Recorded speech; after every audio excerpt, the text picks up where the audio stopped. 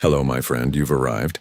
I'm Mr. Sleep, and this is your peaceful refuge for the night. Whatever happened today and whatever awaits you tomorrow, none of it matters right now in this moment. Right now, you can rest.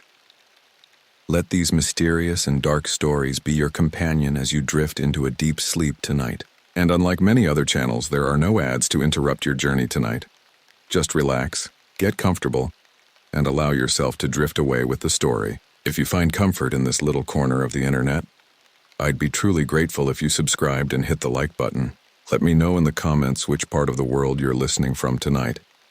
Let's gather together in this quiet corner of the world and let the stories carry us into sleep. Rachel Patel found the pattern in the incident reports at 2:17 a.m., 3 hours into a graveyard shift she'd volunteered for to prove she wasn't the rookie everyone thought she was. 7 disappearances over 14 years. All in Yellowstone's Lamar Valley backcountry, all between January and February, all during new moon phases.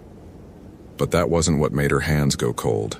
It was the witness statements, the ones that had been filed as unreliable due to hypothermia-induced confusion.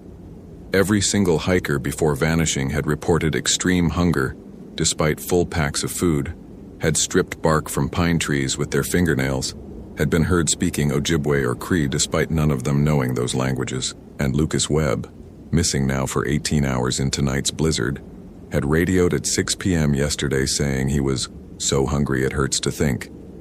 His last known position placing him exactly where the pattern predicted the 8th disappearance would occur. Rachel stared at the computer screen in the ranger station's cramped office, the only sound the building's heating system fighting against Wyoming January cold. Outside, the blizzard that had been forecast as moderate snow had intensified into whiteout conditions, temperature dropping to -28 Fahrenheit, with wind chill pushing it past -40. The kind of cold that killed exposed skin in minutes, that turned breath to ice crystals before it left your lungs, that made rescue operations impossible until conditions improved. She'd been a Yellowstone Ranger for exactly 3 months and 4 days. Fresh from her training at the Federal Law Enforcement Training Center, 24 years old, raised in San Diego, where cold meant wearing a light jacket, assigned to winter duty because nobody else wanted it, and rookies didn't get to choose. The veterans, rangers who'd worked Yellowstone for decades, treated her with polite skepticism, giving her the grunt work, the night shifts, the paperwork nobody else wanted to touch. So she'd volunteered for this. Solo overnight duty at the Lamar Valley Station, organizing the backlog of incident reports from the past 20 years, a task that should have been mind-numbing, but would show she was willing to do the unglamorous work. Instead, she'd found something that made her 3 months of training feel pathetically inadequate. Rachel pulled up Lucas Webb's file. Senior Ranger, age 42, 18 years at Yellowstone, expert in winter survival and wolf ecology. He'd gone out yesterday afternoon to check on a wolf den site near Druid Peak. Routine work, was supposed to return by 7 p.m. His last radio transmission at 6:04 p.m. Something's wrong.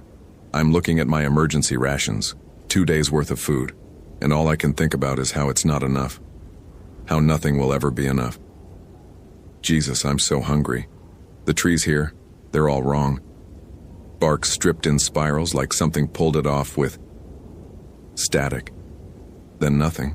The veteran rangers had launched search operations at dawn, but the blizzard had forced them back within 2 hours. Current conditions made helicopter support impossible, snowmobile access limited to main roads. The official plan was to wait for weather improvement, probably 36 hours minimum. Lucas had winter gear, emergency shelter, satellite communicator. He was experienced. He knew how to survive. But so had the other 7. Rachel cross-referenced the locations, pulling up topographic maps on the dual monitors. All 8 incidents clustered in a 3-mile radius around coordinates 44.9156 degree N, 110.1847 degree W, in the remote backcountry between Lamar Valley and the Absaroka Range. The area included no maintained trails, no roads, no structures except an abandoned weather station from the 1960s. It was wolf territory, grizzly habitat, dangerous even in summer. In January, it was effectively another planet. She zoomed in on satellite imagery. The terrain showed dense lodgepole pine forest, interspersed with geothermal features, hot springs, steam vents, sulfur deposits. Yellowstone sat atop a supervolcano, and the Lamar Valley backcountry was one of the most geothermally active areas in the park. In winter, the contrast between ground heat and air temperature created fog banks, steam columns, areas where snow melted in geometric patterns around thermal vents, and there, in the high-resolution imagery from last summer, trees. Dozens of them, visible even from satellite altitude, stripped of bark in spiral patterns, white wood exposed like bones. Rachel's phone buzzed. Text from her supervisor, Dale Morrison, one of the veterans who'd made it clear he thought she was too young, too inexperienced, too urban for Yellowstone winters. Weather worsening. Stay at station. Do not attempt solo operations. We'll reassess at 800. She should listen. Should stay here where it was warm and safe. Should wait for the experienced rangers to handle it. Should remember that she was 3 months on the job and had never even seen a real blizzard before moving to Wyoming. But Lucas Webb was out there, and the pattern said tonight, new moon, January, extreme cold, was when people vanished. Rachel opened her locker, started pulling out gear. She had training, even if minimal. She had equipment, even if she wasn't confident using it. And she had something the veterans didn't. She'd actually read those incident reports, had seen the pattern, understood what they were dealing with. Not that she could tell anyone what she suspected. How could she explain that 7 disappearances over 14 years matched the behavioral patterns described in Algonquian folklore about the Wendigo? A cannibalistic spirit driven by insatiable hunger, awakened by starvation and extreme cold, hunting those who violated the boundary between civilization and wilderness. She'd taken a Native American Studies course at UC San Diego, had written a paper on supernatural entities in Ojibwe tradition. The professor had presented Wendigo as cultural metaphor, a way indigenous peoples articulated the psychological horror of starvation during brutal winters. Rachel had gotten an A-. The professor had never suggested the Wendigo might be literally real. But those trees, the bark stripped in spirals, that was how witnesses described Wendigo territory. The creature scratching at trees with elongated fingers, marking its hunting ground, the spiral pattern representing the endless hunger that drove it. Rachel dressed in layers, thermal underwear, fleece, insulated pants, parka rated to -40, balaclava, goggles, expedition weight gloves. She loaded her pack, Garmin InReach satellite communicator, spare batteries in insulated case, emergency bivy, chemical heat packs, first aid kit, water in insulated bottles, 4,000 calories in energy bars, headlamp, spare, radio, spare, her service pistol, Glock 22 with 2 spare magazines, though she had no idea what good bullets would do against something from Algonquian mythology. At 3:47 a.m., Rachel stepped into the blizzard. The cold hit like a physical blow, wind driving snow horizontally, visibility reduced to maybe 20 feet. Her goggles immediately fogged, forcing her to adjust them, expose her face for 3 seconds that left her cheeks burning with frostbite's first warning. The parking lot lights created halos in the snow, everything beyond that radius disappearing into white static. Her Garmin showed Lucas's last known coordinates, 3 miles northeast, bearing 045 degrees, elevation gain of 1,200 feet through terrain she'd never navigated. Rachel oriented herself, started hiking, immediately stumbled over a parking barrier she hadn't seen under the snow. 3 months. 3 months of training. 3 months of veterans watching her, waiting for her to fail, waiting for her to prove she didn't belong here. She kept walking. The first hour was hell. The wind screamed through the lodgepole pines, each gust threatening to knock her off her feet. Snow had drifted 4 feet deep in places, forcing her to break trail, her thighs burning within 30 minutes. The headlamp beam reflected off 10 million snowflakes, creating a disorienting white blur that made depth perception impossible. She fell twice, caught herself on her poles, kept moving. The Garmin guided her northeast, tracking her progress at roughly 1 mile per hour, far slower than she'd calculated. At this rate, reaching Lucas's position would take 7 hours, assuming she didn't get lost, didn't injure herself, didn't freeze to death first. Her radio crackled. To all units, visibility 0, all operations suspended until... Rachel turned the volume down. She'd made her choice. At the 2-hour mark, the terrain changed. The forest opened into a thermal basin. Snow melted away in irregular patches, revealing yellow sulfur deposits and steaming vents. The temperature differential created thick fog that mixed with the blizzard, reducing visibility to 10 feet. Rachel's goggles frosted over constantly, forcing her to navigate by GPS alone, trusting coordinates instead of sight. And that's when she heard it. Whistling. Not wind. Melody. Someone whistling a tune she almost recognized, coming from somewhere in the fog ahead. Lucas? Her voice disappeared into the storm. Lucas Webb? The whistling continued, circling, always just ahead. Rachel followed, boots crunching on ground that alternated between frozen and scalding depending on proximity to thermal vents. The fog parted briefly and she saw them. Trees. Pine trees with bark stripped in perfect spirals, exposed wood gray-white and ancient despite the wounds looking fresh, dozens of them, creating a perimeter around something. At the center stood a figure, too tall, too thin, proportions wrong in ways that hurt to look at directly. It wore what might have been Lucas's ranger uniform, but the clothes hung loose, as if the body inside had been stretched and compressed in impossible ways. It turned its head, movement too smooth, too fluid, and Rachel's headlamp caught its face. Lucas's face, but wrong. Skin pulled tight over bones that had grown longer, sharper, eyes sunken so deep they were just hollows filled with shadow. Mouth open, jaw distended, teeth that looked normal in shape, but wrong in number. Too many, doubling the rows, like a shark. When it spoke, Lucas's voice layered over something else, something that formed words in a language Rachel didn't know but understood anyway, meaning impressed directly on her mind. So hungry, always hungry, never enough. She made me understand, made me feel what she feels, forever starving, forever feeding, forever empty. Rachel's hand went to her pistol, muscle memory from training. The thing that had been Lucas moved, speed that defied physics, and suddenly it was 3 feet away, close enough that she could smell it. Rot and pine sap and something metallic, like blood frozen so cold it turned to crystal. She wants you to understand too, it said, Lucas's voice breaking through the other voice, pleading now. Wants you to feel the hunger. It's not so bad once you stop fighting, once you accept that everything is food, everyone is food. The hunger makes it simple. Makes everything simple.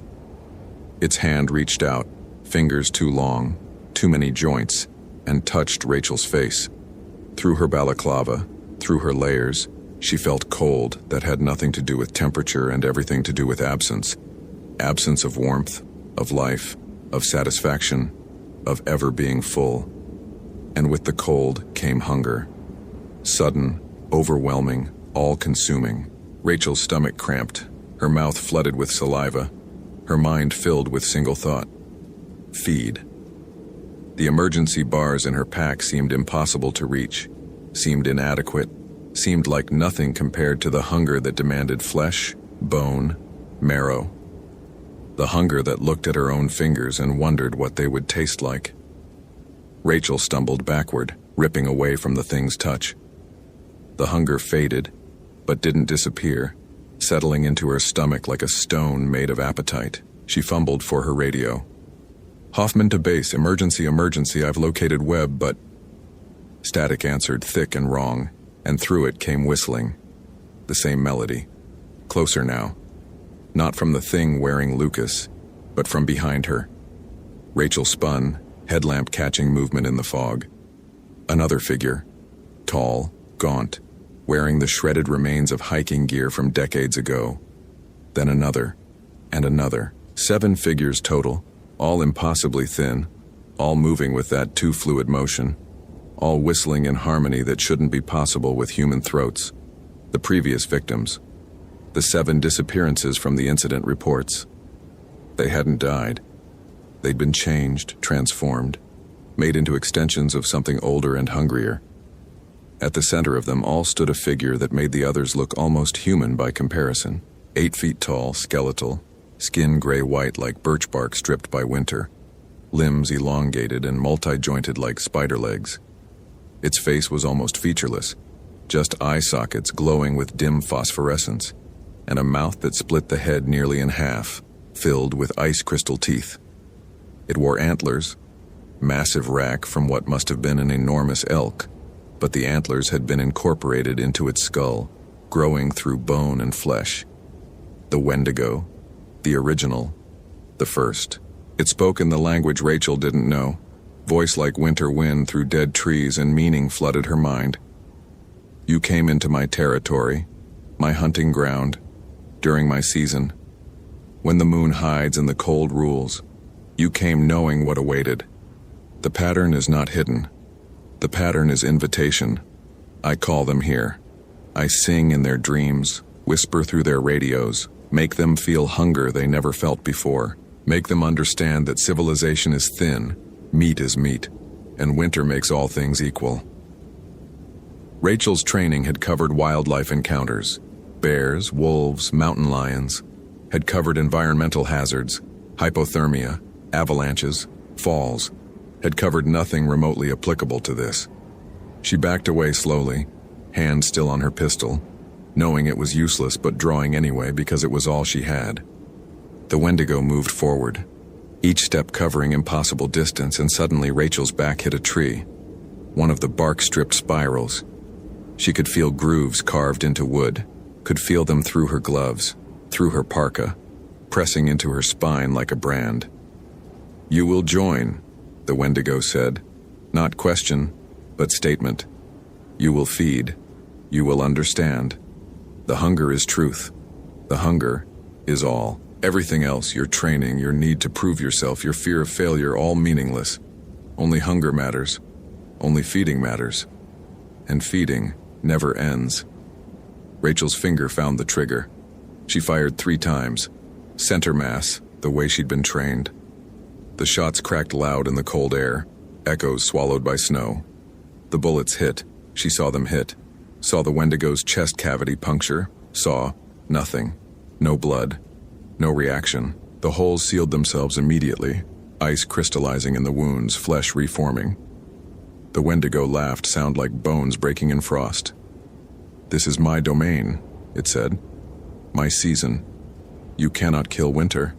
Cannot kill hunger. Cannot kill what has never truly lived. I am older than your park, older than your rangers, older than your nation. I was here when indigenous peoples learned to fear me, when they created taboos against cannibalism because they had seen what becomes of those who feed on their own.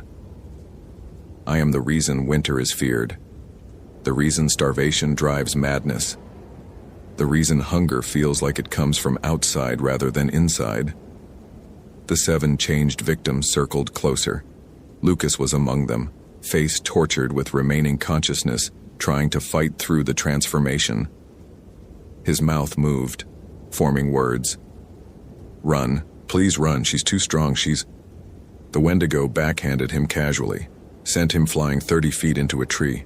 Lucas hit with sound of breaking wood and didn't get up. Rachel ran.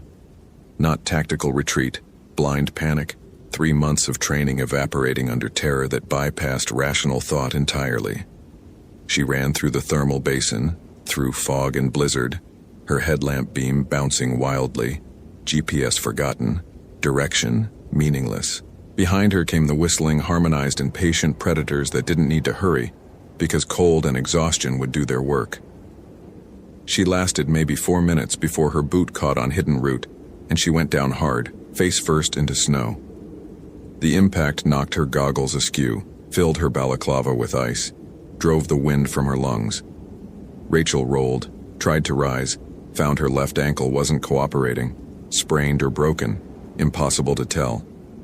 The whistling stopped. Silence filled the space where pursuit should be. Just wind, just snow, just Rachel's ragged breathing. She fumbled her headlamp back into position, scanned the fog. Empty. Nothing. No figures, no movement, no sign of the Wendigo or its victims. Rachel's radio crackled. Patel? Jesus Christ, Patel, where are you? Your GPS beacon activated. We've got your position but can't reach you in these conditions. Status report. Dale Morrison's voice. Real, human, angry, but concerned. Rachel's voice cracked. I found Webb, he's changed. There's something out here, something that... Patel, you're hypothermic. You're experiencing confusion. Stay where you are. Activate your emergency bivy. We'll reach you as soon as weather allows. I'm not confused, I'm not hypothermic, there's... Static swallowed her words. When it cleared, Dale was speaking, but not to her. Exhibiting symptoms consistent with severe exposure, possible psychotic break. The radio died, battery frozen or something else, Rachel couldn't tell. She activated her emergency bivy, the reflective shelter unfurling from its compression sack. Getting inside took 3 tries with hands that barely functioned, fingers so cold she couldn't feel whether she was gripping anything. Once inside, the bivy trapped her body heat, temperature climbing from lethal to merely terrible. Rachel lay in the cramped space, ankle throbbing, and tried to think rationally. She'd seen something, multiple somethings. Lucas transformed. 7 other victims, the Wendigo. All of it impossible, but all of it witnessed. Or had she? Hypothermia caused hallucinations. Extreme cold triggered altered mental states. 3 months in Yellowstone. Her first real winter. First real exposure to -40 conditions. Maybe she'd broken. Maybe her urban California background had left her vulnerable in ways she hadn't recognized. But the hunger. She could still feel it. Hollow ache in her stomach that her emergency food bars didn't touch. She ate 3, mechanically, tasting nothing, and the hunger remained. Hours passed. The blizzard continued. Rachel dozed, woke, checked her Garmin. Still functioning, still showing her position, still marking Lucas's last coordinates a quarter mile away. Her phone showed 11:23 a.m. She'd been out here 8 hours. Her ankle had swollen inside her boot, probably sprained at minimum. A sound outside the bivy. Crunching. Footsteps in snow. Rachel froze, hand going to her pistol. Patel, you in there? Dale's voice, muffled but recognizable. She unzipped the bivy. Dale Morrison stood in marginally improved visibility. The blizzard had weakened to heavy snow. Wearing full winter gear, snowmobile visible behind him. Thank Christ, he said, kneeling. What the hell were you thinking coming out here solo? You have any idea? He stopped, seeing her face. Jesus, you look terrible. Can you walk? Ankle's injured. Dale, listen, Webb is out here, but he's not. He's changed. There's something in this area. Something that... We found Webb. Dale interrupted. 2 hours ago. He'd sheltered in the old weather station, rode out the storm. Dehydrated, some frostbite, but he'll be fine. Whatever you saw out here, it wasn't him. Rachel's mind refused to process that. No. I saw him. I touched him. He spoke to me. Hypothermia causes vivid hallucinations, especially in extreme cold. You've been out here in -40 temperatures for 8 hours with minimal experience. You're lucky to be alive. You're lucky I didn't find you frozen to death. He helped her to the snowmobile, supported her weight when her ankle buckled. The ride back took 40 minutes, Dale driving carefully through terrain that looked completely different in marginal daylight. Rachel saw no thermal basin, no spiral-stripped trees, no sign of what she'd witnessed. At the ranger station, paramedics treated her for stage 2 frostbite on 3 fingers, sprained ankle, moderate dehydration. Psychological evaluation was scheduled for the following day. Dale sat with her in the medical bay, expression somewhere between anger and relief. Look, he said quietly. I get it. You wanted to prove yourself. Wanted to show you could handle Yellowstone winters. But this isn't San Diego, Patel. This is serious country. People die out here. I've lost friends to this park, and rookies who think they need to be heroes just make it worse. I saw something, Rachel insisted. Multiple somethings, the incident reports, the pattern. The incident reports show people getting lost in blizzards, Dale said, tone patient but firm. Getting disoriented, succumbing to hypothermia.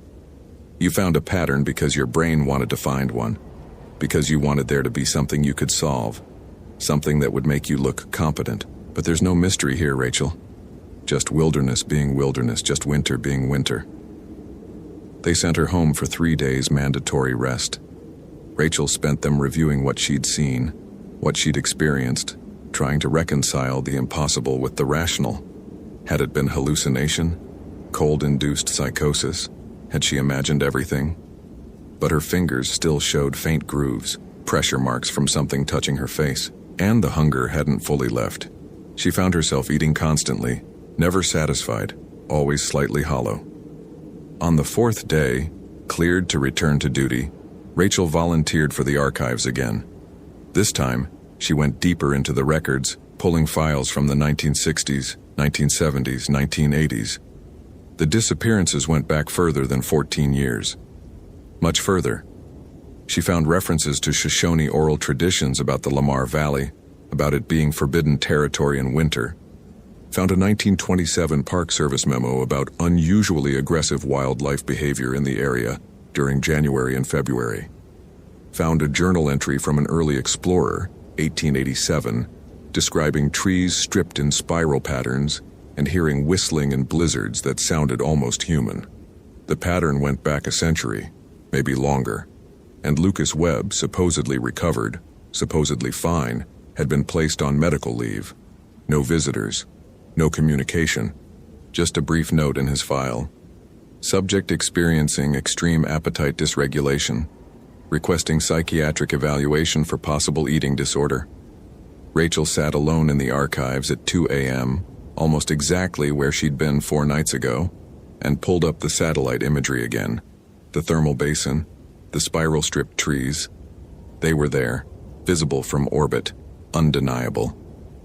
She zoomed in as far as the resolution allowed. In the center of the clearing, barely visible, 7 figures stood in a circle. 8, when she counted carefully. One of them might have been wearing ranger uniform. Rachel saved the image, encrypted it, backed it up 3 times. Then she opened a new document and began typing. Not an incident report. Those would be dismissed, filed as confusion from hypothermia exposure. A research paper. Academic documented, cross-referencing folklore with incident patterns. Environmental conditions with disappearance dates. If she couldn't make people believe through direct testimony, maybe she could make them believe through data. Through patterns too clear to ignore. The Wendigo was real. It hunted Yellowstone's backcountry during winter. It transformed its victims, trapped them in hunger that never ended. And it would continue unless someone understood what they were facing.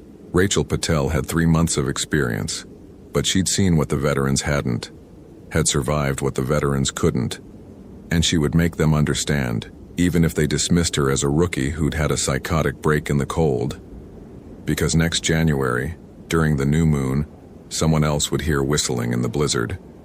Someone else would feel hunger that couldn't be satisfied. Someone else would become the 9th victim. Unless Rachel could stop it, she worked through the night, documenting everything, knowing it would likely cost her job but unable to do anything else. Outside, snow fell softly, temperature dropping to -35. In the Lamar Valley backcountry, something ancient and eternally hungry waited for its season to come again, and Rachel Patel, rookie ranger with 3 months' experience, began planning how to fight a war against winter itself. Hope you felt genuine terror. If you appreciate authentic horror rooted in real folklore, consider following for more stories. Which moment scared you most? Share your theory about what happened.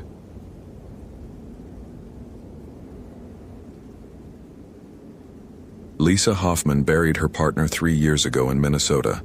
She came to Yellowstone to escape the memories. Then she watched Madison Garcia crawl out of Norris Geyser Basin, skin blue, eyes white, moving like something that had forgotten it was supposed to be dead, and realized some graves don't hold. The transfer to Yellowstone had been Lisa's idea. Get away from the Great Lakes, from the forests where she and Rachel had hiked every autumn, from the apartment they'd shared for 6 years until the drunk driver on Highway 61 turned everything into before and after. Wyoming was different. Volcanic, alien, a landscape that didn't remind her of anything except how small humans were against geological time. Perfect for someone trying to forget. She'd been a ranger at Yellowstone for 11 months when Madison Garcia went missing. 22 years old, biology student from New Mexico, researching thermophilic bacteria in the park's hot springs. Madison had all the right permits, all the right safety equipment, and enough academic enthusiasm to make Lisa feel ancient at 34.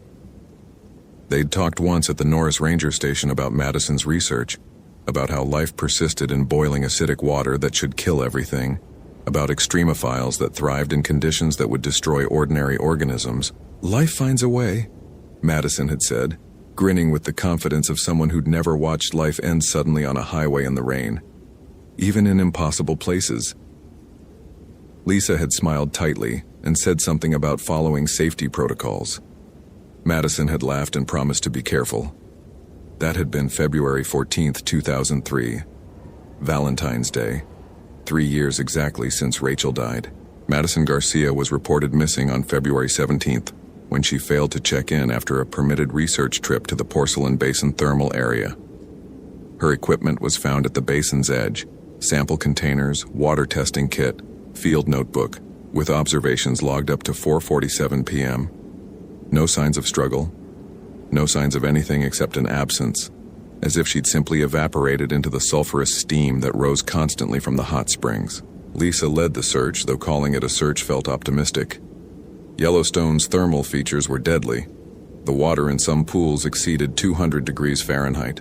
The ground was thin crust over superheated water and steam.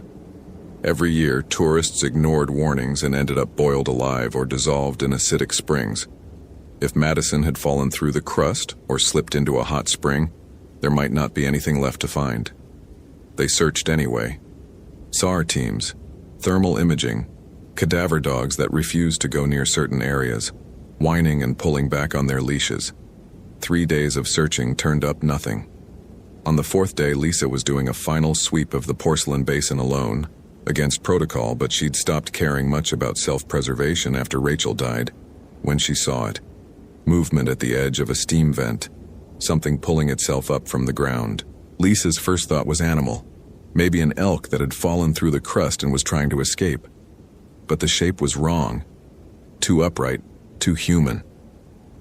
Madison Garcia emerged from the steam like something being born, hands clawing at the mineral-crusted earth, pulling herself up from a fissure that hadn't existed in the previous day's survey.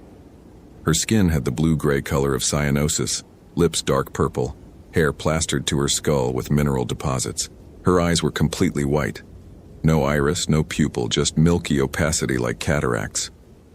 She wore the same clothes she'd disappeared in, but they hung loose on a frame that looked simultaneously emaciated and swollen.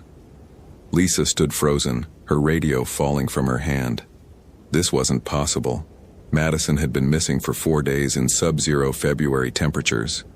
Even if she'd found shelter, which didn't exist in the thermal basin, hypothermia would have killed her within hours, and people didn't crawl out of the ground.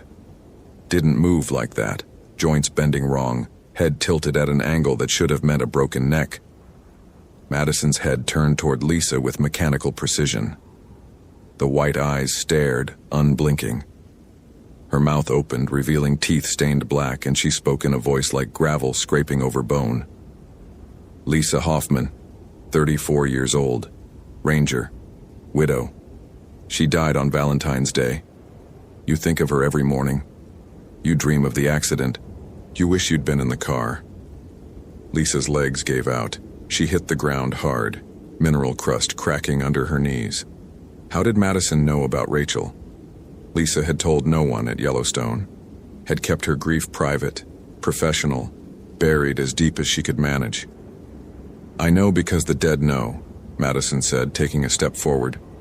Her foot left a print in the mineral crust, not a normal footprint, but something deeper, as if she weighed far more than her frame suggested. I know because I've been where the dead go. I've seen them. She's there, Rachel, she's still there.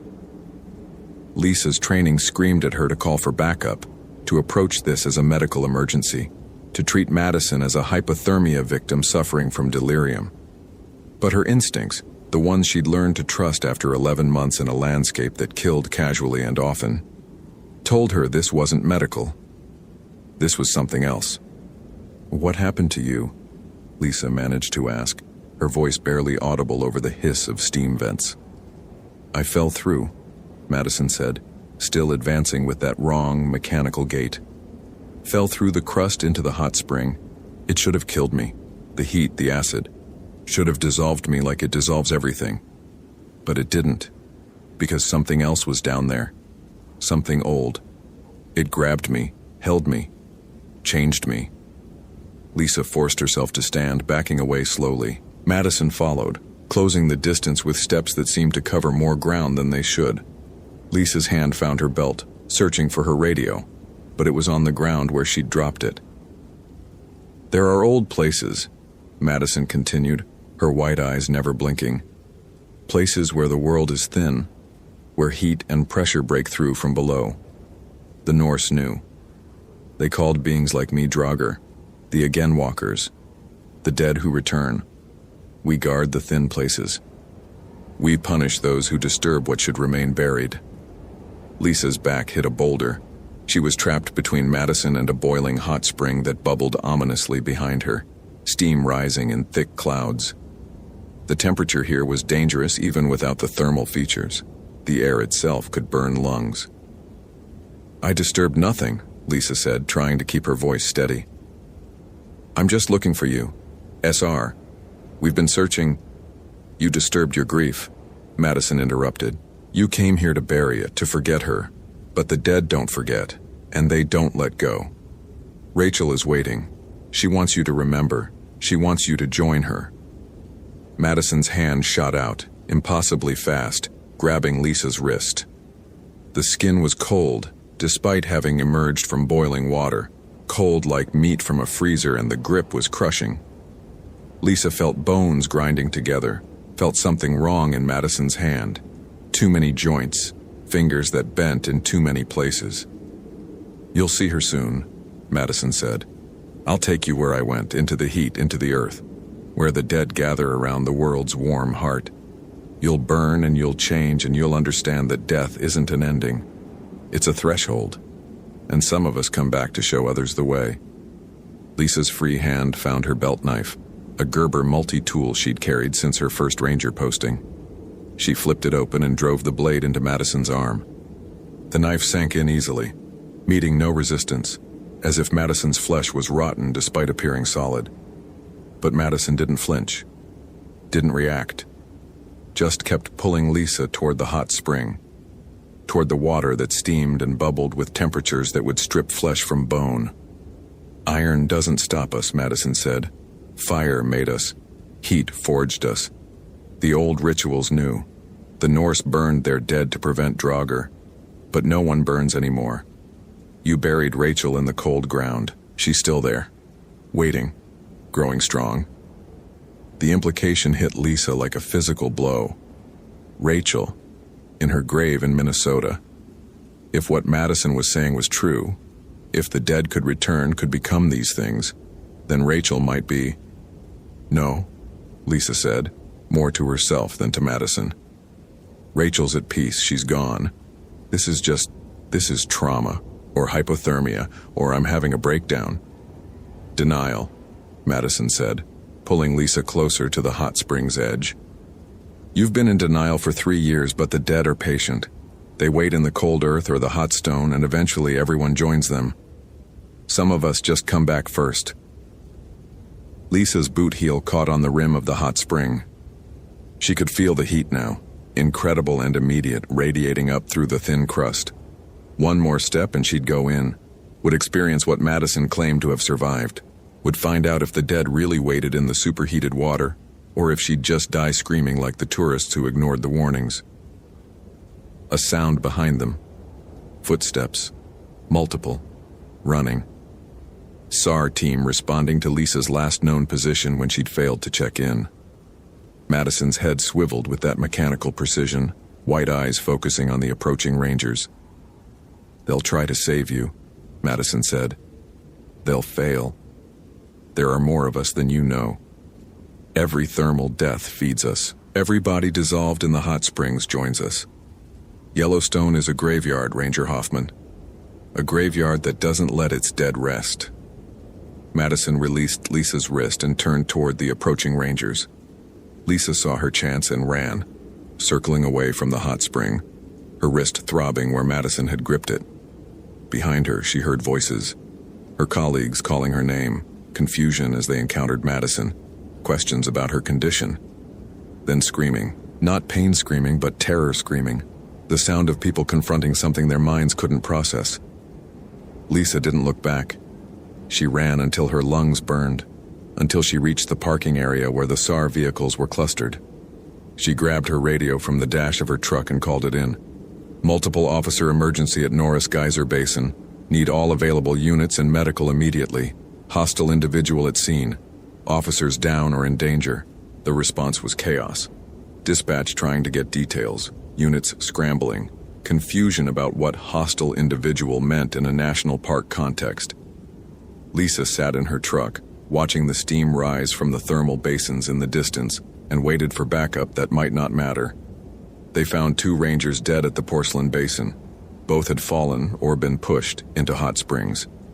Their bodies were partially dissolved, identifiable only by their uniforms and equipment. Madison Garcia was gone, vanished back into the thermal features.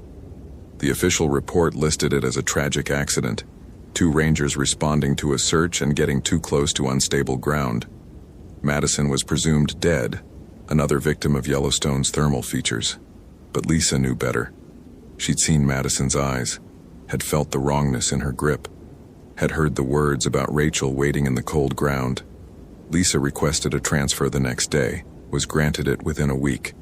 She moved to Death Valley, to heat and dryness and desert where there were no thermal features. No thin places where the earth opened up to whatever waited below.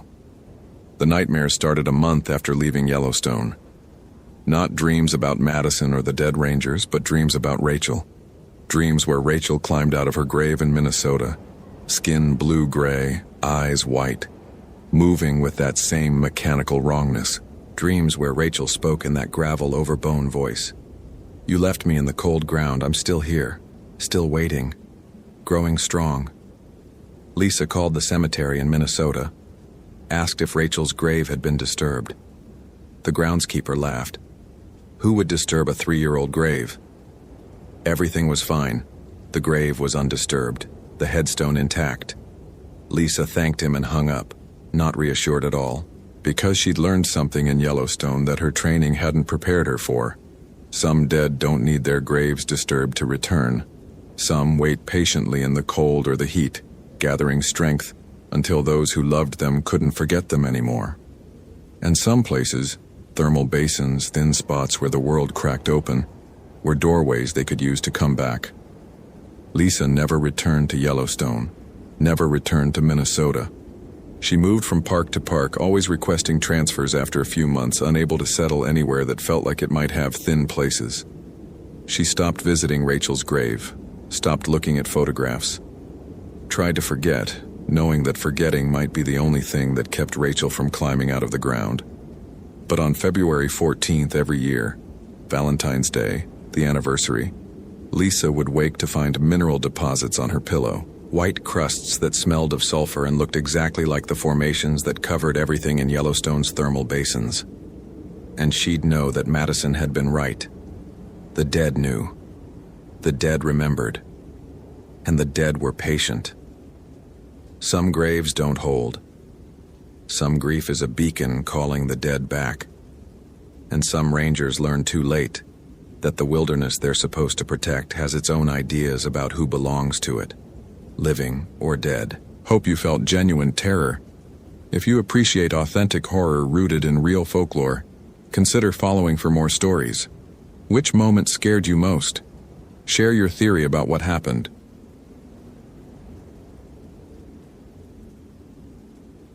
The footprints changed species halfway across the canyon floor. Rachel Patel knelt in the red sand, her Nikon D7000 documenting what shouldn't be possible. The tracks began as coyote, four-toed claw marks distinct, the gait pattern unmistakable to anyone with tracking experience. She'd been following them for 300 yards through the fiery furnace section of Arches National Park, hoping they'd lead to Madison Garcia, the hiker who'd vanished 6 days ago. But 50 yards from the balanced rock formation, the prints changed. Mid-stride, without transition, they became human. Barefoot, adult-sized, but the stride length was wrong, too long, suggesting something that moved in ways human legs didn't. And then, another 20 yards later, they changed again. Into something Rachel's brain refused to categorize. Too large for coyote, wrong shape for human, with additional digits that suggested a hand more than a foot. The impressions were deep, as if whatever made them was far heavier than either animal or human should be. Rachel took 17 photographs, checked her Garmin GPS Map 62's, coordinates N38 dig 4033, W109 dig 3347, and tried to remember what her SAR training said about impossible evidence. Nothing. Because evidence was supposed to be possible. It was October 2012, peak season nearly over, the desert cooling from summer's brutal temperatures to something merely oppressive. Rachel had worked Arches for 4 years now, transferred from Glacier National Park after. She didn't think about after. Didn't think about the avalanche, about Marcus, about the way his voice had cut off mid-transmission while she'd been a mile away, unable to help, unable to save the partner she'd loved. That was 18 months ago. She'd left Montana because the snow triggered panic attacks, because every white slope looked like the one that had buried Marcus. Utah was supposed to be different. Desert and rock, no avalanches, just heat and tourists and simple rescues. Except this wasn't simple. Madison Garcia, 28, solo backpacker from Albuquerque, experienced desert hiker, Navajo heritage, had done this park dozens of times. She'd set out 6 days ago on a permitted overnight trip through the backcountry, expected back 3 days ago. Her car remained at the Devil's Garden trailhead, her emergency contact growing frantic. Rachel had volunteered for the search because everyone else was dealing with a multi-vehicle accident on the scenic drive. Because she needed to prove she could still do this work, could still handle SAR operations without falling apart. Because Madison Garcia deserved someone looking for her, even if that someone was broken. The Utah sun hammered down despite October's calendar promise of autumn. 103 degrees at 11 a.m., the sandstone radiating stored heat. The air so dry Rachel's lips cracked despite constant water intake. She carried 4 liters in her camelback, the department-issue Motorola XTS 5000 radio on her belt, her personal spot satellite messenger clipped to her pack. And now she was looking at tracks that violated biology, following them deeper into the fiery furnace, a maze of narrow canyons and fins where tourists regularly got lost, despite the guided tours. Rachel keyed her radio. Base Ranger Patel. I've found tracks possibly related to Garcia disappearance. Following them east into the furnace, coordinates logged on GPS. Static, then dispatch. Tom's voice, steady and professional. Copy that, Rachel. Weather forecast shows possible thunderstorms by 1600. Don't get caught in a flash flood zone. Understood. Check-in scheduled for 1300 hours. She signed off and continued tracking. The canyon walls rose around her. Entrada sandstone stained rust red and cream, twisted into formations that looked organic, alive. The Navajo called this area something in their language. Rachel had heard Madison mention it once during a volunteer training session. Something about skinwalkers, about places where the boundary between human and animal grew thin. Rachel didn't believe in folklore. She believed in evidence, in training, in following protocols. But she also believed that Marcus's last words had been, "Something's wrong, Rach, the snow is..." Before the transmission ended, and the avalanche took him. Believing in evidence hadn't brought him back. The tracks led into a narrow slot canyon, barely 3 feet wide, the walls rising 60 feet on either side. Rachel photographed the entrance, protocol required documentation, and squeezed through sideways, her pack scraping sandstone. Inside, the temperature dropped 10 degrees. Blessed shade finally. But the air felt wrong. too still, too thick, like something was using it to breathe. The tracks continued, still in that impossible shifting pattern. Coyote, human, other, coyote, human, other. Rachel found Madison's first cairn marker 200 yards in. The rocks were stacked deliberately, with a strip of red fabric, Madison's bandana, according to the missing person report, tied around the top stone. But written in the sand beside it in careful letters, "Turn back. Not safe." It knows. Madison's handwriting. Rachel had seen it on the permit forms. But when had she written this? Why hadn't she turned back herself? Rachel photographed the cairn and the message. Her hands were shaking slightly. Professional detachment said document and continue. Survival instinct said listen to the warning and retreat. Her radio crackled with static, then a voice. "Rachel, can you hear me?" Marcus's voice. Impossible, wrong, but unmistakably his voice, the slight Boston accent, the way he rounded his R's. "This is Ranger Patel," Rachel said, keeping her voice steady through force of will. "Identify yourself." "It's me, Rach. I'm hurt. I need help. Please, I'm—" Static cut through the transmission. "Trapped, and it's getting dark, and I can hear something." Rachel's finger hovered over the transmit button. Marcus was dead.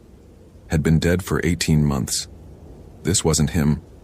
Couldn't be him. But what if— "What's your location?" she heard herself ask. "I don't—" The voice broke up. "Old Arch near—" Static. "Please hurry." The radio went dead. Completely dead. Display dark. Unresponsive to any button press. Rachel tried her spot messenger. Also dead. Her phone. No signal normally this deep, but at least it should show the home screen, black and unresponsive.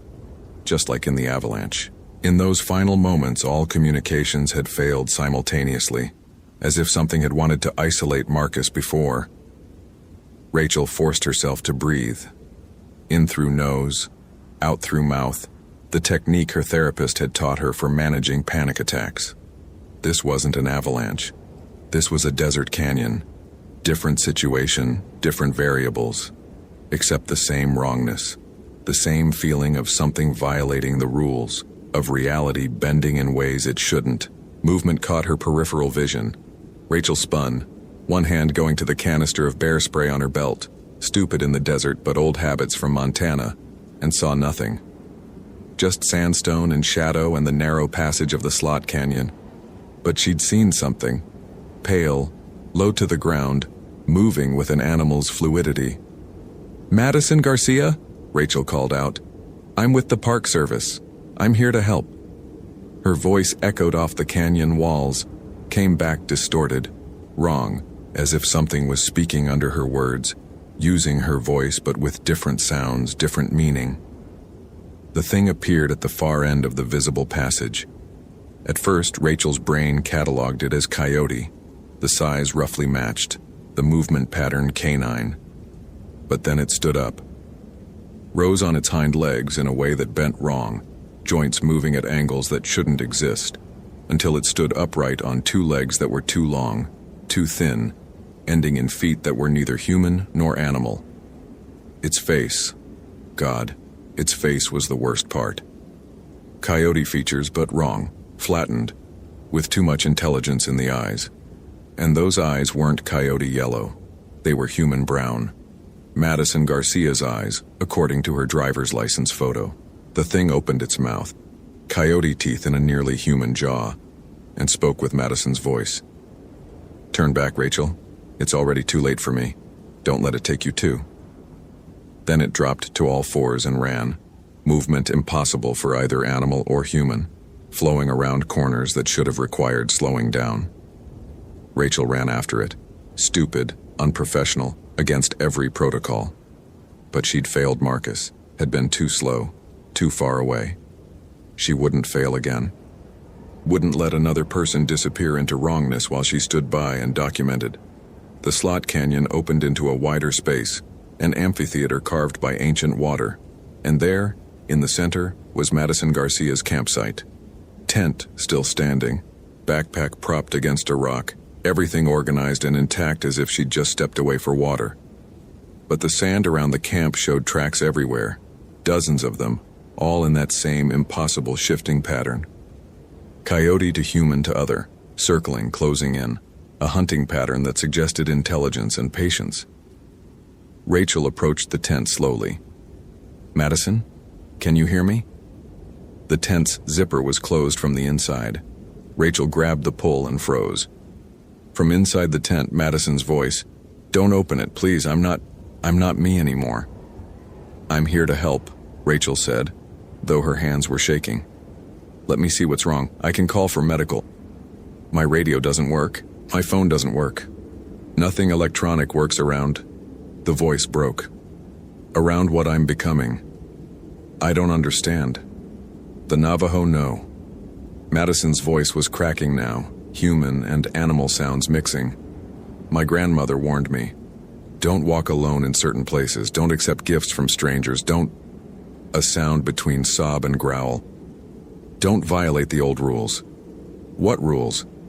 "Madison, I need you to explain." "I was offered power." The voice was changing, deepening, taking on harmonics that hurt to hear. "To move between shapes, to run as the animals run, to—" Silence, then words that sounded more animal than human. "To hunt." "Who offered you that?" "Not who. What?" Something moved inside the tent, but the shadow it cast on the fabric was wrong.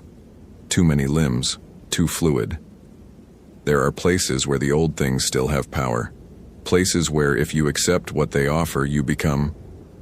The tent unzipped from inside. What emerged was wearing Madison's hiking clothes, had Madison's face, but moved in ways that were fundamentally wrong. The joints bent backward when they should bend forward. The head rotated too far. The eyes, still human brown, but with something else looking through them. "Yenaldlushi," the thing said, voice now completely inhuman. "Skinwalker," the Navajo word for what I am now, what I chose to become. Rachel backed away, hand finding the bear spray. "You didn't choose this. Someone did something to you, I chose." The thing that had been Madison took a step forward, and its foot left a print that was coyote, human, and something else simultaneously. I wanted to run faster, see farther, be stronger. The old thing in the deep canyon offered that gift. I accepted. Now I can't stop changing. Can't control what I become. There has to be a way to reverse. There's only one way. The Madison thing smiled, and its teeth were too sharp, too numerous. Death, but even that might not be enough. Skinwalkers persist. In stories, in warnings, in the fear that keeps people from walking alone in certain places. Behind Rachel, she heard breathing. Wet, labored, too loud for any animal she recognized. She turned slowly. 3 more things stood at the canyon entrance, all wearing human form, all wrong in subtle ways, proportions off, movements too smooth, eyes too aware. They wore the decayed remnants of clothing from different eras, leather and denim from decades past, styles that hadn't been fashionable since the 70s, the 80s, the 90s. "We were all offered the gift," the closest one said, voice cracking between timbres. "We all accepted. Now we guard this place, keep others from making our mistake. By killing them." Rachel's voice was steady somehow, that combat calm she'd learned in SAR training taking over. "By scaring them away." The Madison thing moved closer. "But some don't scare.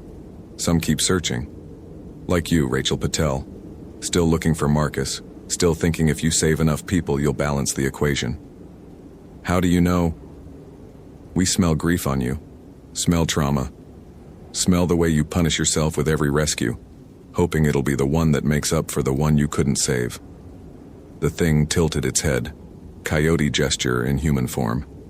"It won't. No amount of saving equals one loss. We know. We lost ourselves." The other skinwalkers were circling now, cutting off escape routes. Rachel's training said assess exits, determine best path, act decisively.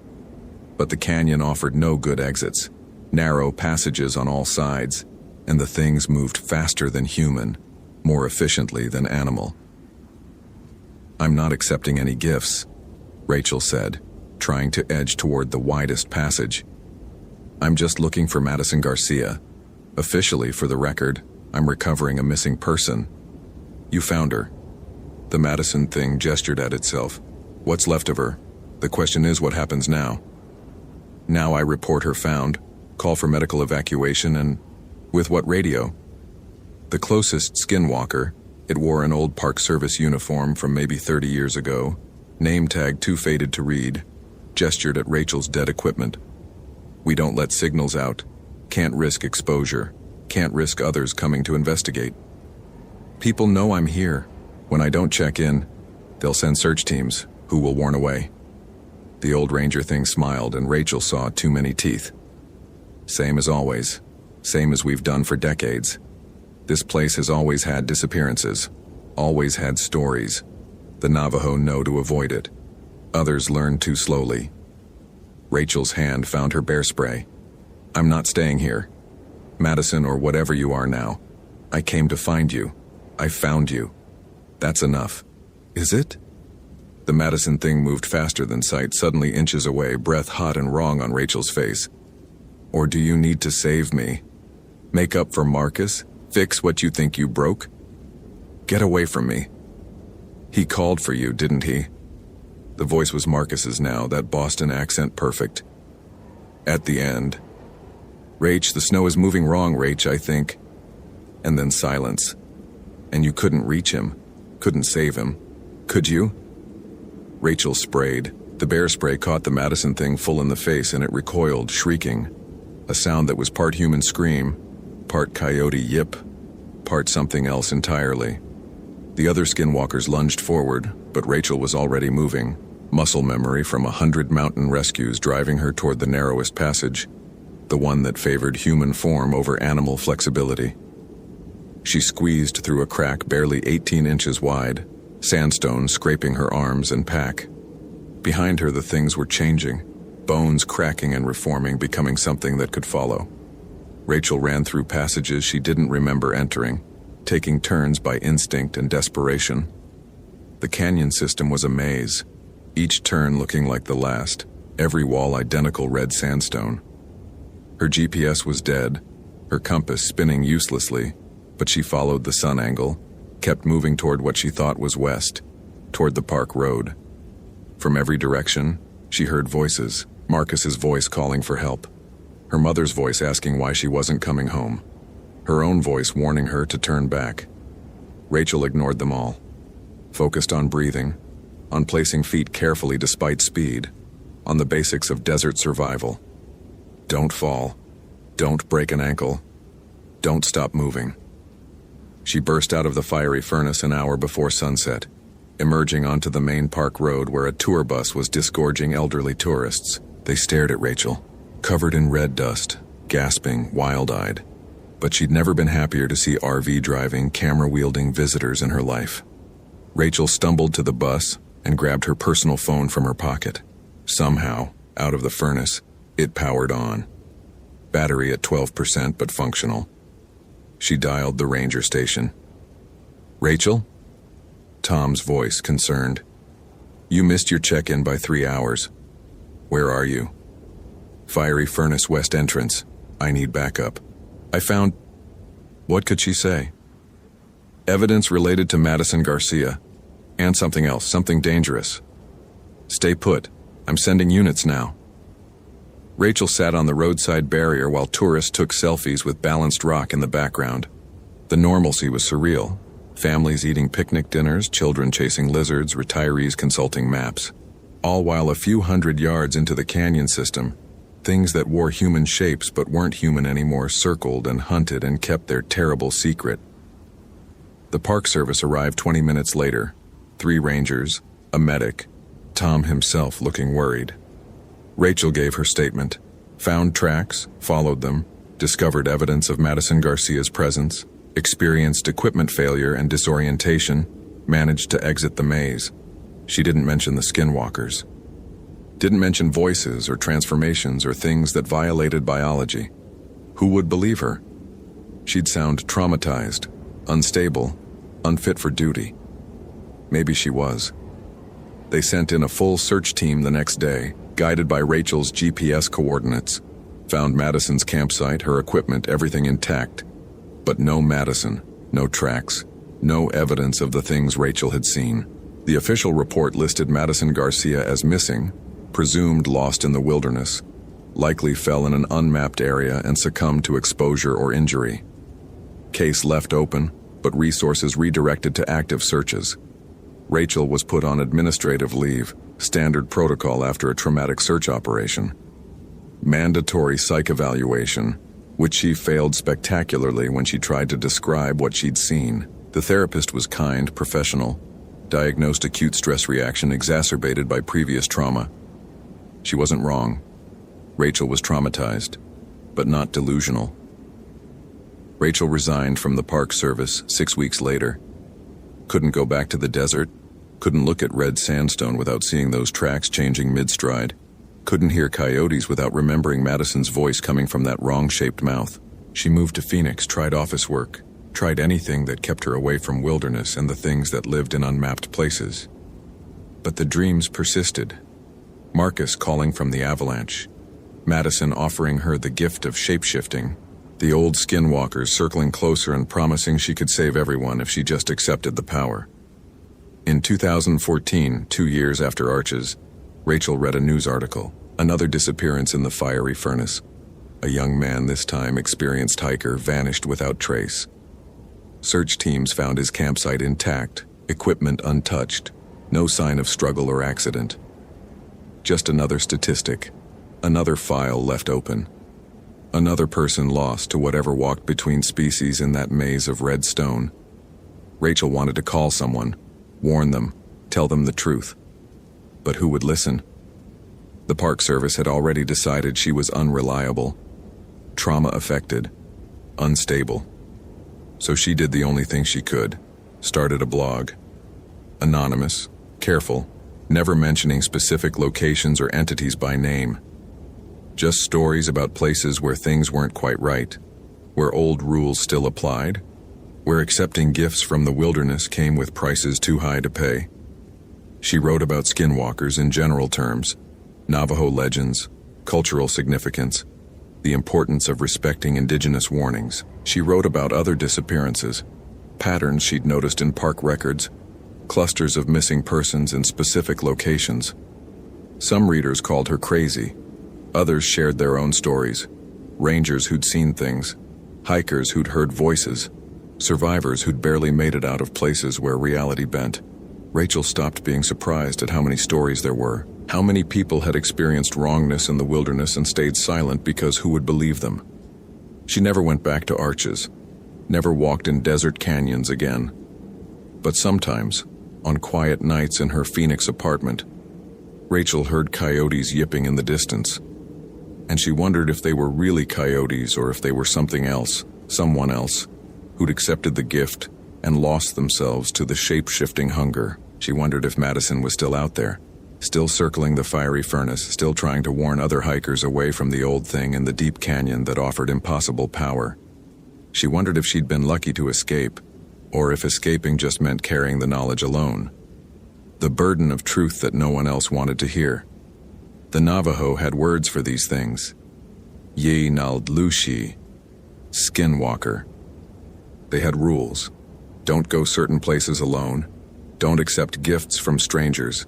Don't speak the names of the transformed. Rachel learned those rules too late for Madison. Learned them after failing Marcus in a different wilderness, with a different kind of monster. But she learned them. And she shares them, anonymously, hoping someone somewhere will listen. Will turn back when they find tracks that change species.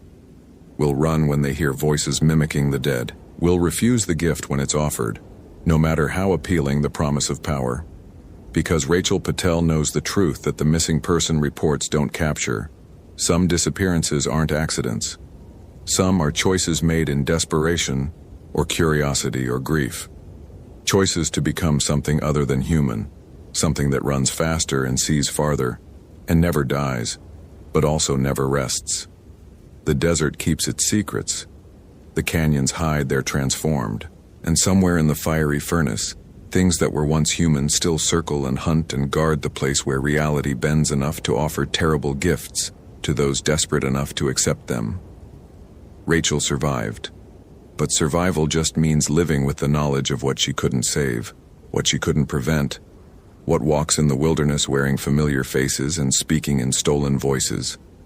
The skinwalkers are patient. They've waited decades, centuries, perhaps longer. They can wait for Rachel Patel to forget her fear, to convince herself it was all trauma and delusion, to return to the wilderness she once loved. But Rachel won't forget. Can't forget. Marcus taught her that some losses can't be recovered. The skinwalkers taught her that some transformations can't be undone. So she stays in the city, writes her anonymous warnings, and listens to distant coyotes that might not be coyotes at all. And she never, ever accepts gifts from strangers. Hope you felt genuine terror. If you appreciate authentic horror rooted in real folklore, consider following for more stories. Which moment scared you most? Share your theory about what happened.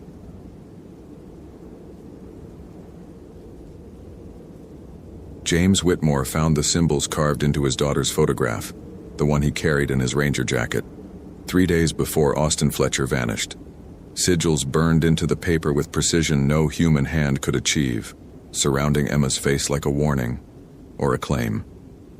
The photograph was recent, taken just 2 weeks ago during Emma's 8th birthday at their rental house in Orick. She was smiling, missing a front tooth, holding up the new binoculars James had bought her. "So I can be a ranger like you, Daddy," she'd said. James had laminated the photo and kept it in his jacket's inside pocket, close to his heart, something he could touch during long patrols to remember why he worked 50-hour weeks in a park 300 miles from home. His wife Sarah had been understanding when he'd taken the Redwood posting 18 months ago. They'd needed the money. Emma's medical bills from her childhood leukemia had drained their savings despite insurance. The cancer was in remission now, but the debt remained. Sarah worked as a nurse in San Francisco, while Emma stayed with Sarah's mother during the week. James drove home every Friday night, spent 48 hours with his family, then drove back Sunday evening. It was temporary, just until they could pay down the debt, just until they could afford to be together again. The symbols appeared on March 15, 2018. James had reached into his jacket for the photo during a routine patrol and felt heat, actual heat, like the paper was burning. He'd pulled it out quickly, expecting fire, but the lamination was cool to the touch. The damage was already done. 7 symbols, perfectly circular, burned through the lamination into the photograph itself. Each symbol was intricate, geometric patterns that hurt to look at, angles that seemed to shift when viewed directly. They surrounded Emma's face like a frame or a target. James had photographed the symbols with his iPhone and run a reverse image search. The results were scattered and disturbing. Islamic mystical texts, medieval grimoires, academic papers on Solomon's seals and binding rituals for jinn. The symbols weren't identical to anything he found, but they shared characteristics. Containment circles, binding marks, warnings against entities of smokeless fire. He'd told himself it was a prank, that someone at the ranger station had gotten into his locker. But the locker had been locked, and the symbols were burned, not drawn. And deep down, James had felt something he hadn't felt since Emma's diagnosis. Pure, primal fear. Not fear for himself, but fear that something was threatening his daughter. 3 days later, Austin Fletcher disappeared. Austin was a 26-year-old environmental activist from Portland, part of a group monitoring old-growth logging near the park boundaries. He'd been camping legally at Elk Prairie, documenting forest conditions for a lawsuit against timber companies. His tent was found on March 18th, still zipped shut from the inside, his camera and phone inside, but Austin gone. The tent fabric showed scorch marks, small burns in perfect geometric patterns, the same symbols that had appeared on James's photograph. James volunteered to lead the search immediately, not just because it was his job, but because he needed to understand what was happening. If these symbols connected to Emma somehow, if something was using them to mark targets, then he needed to find Austin Fletcher and figure out what they were dealing with. The search grid covered the ancient redwood groves north of Elk Prairie. trees so massive they created their own weather systems, fog condensing around trunks 50 feet in diameter. Some of these trees were over 2,000 years old, had been saplings when Rome fell. The Yurok and Toloa people considered the groves sacred, places where the boundary between worlds grew thin. James had heard the stories from tribal consultants, tales of forest spirits, of beings that lived in the trees and tested those who entered, of paths that led sideways into realms where human rules didn't apply. He dismissed the stories as cultural mythology, interesting but not literally true. Now he wasn't so sure. The search began at dawn on March 19th. James's team included 5 other rangers and 2 SAR specialists with cadaver dogs. The dogs acted strangely from the start, whining, pulling back from certain trails, refusing to enter specific groves even when commanded. One dog, a German shepherd named Max, who'd located bodies in 3 previous searches, lay down and wouldn't move when they reached the edge of the tall trees grove. His handler tried everything, treats, commands, even carrying the dog, but Max went rigid, growling at something only he could see. "Never seen him do this," the handler said, frustrated. "He's trained to ignore distractions. Something's got him spooked." James felt it too. A pressure in the air, a weight that had nothing to do with humidity.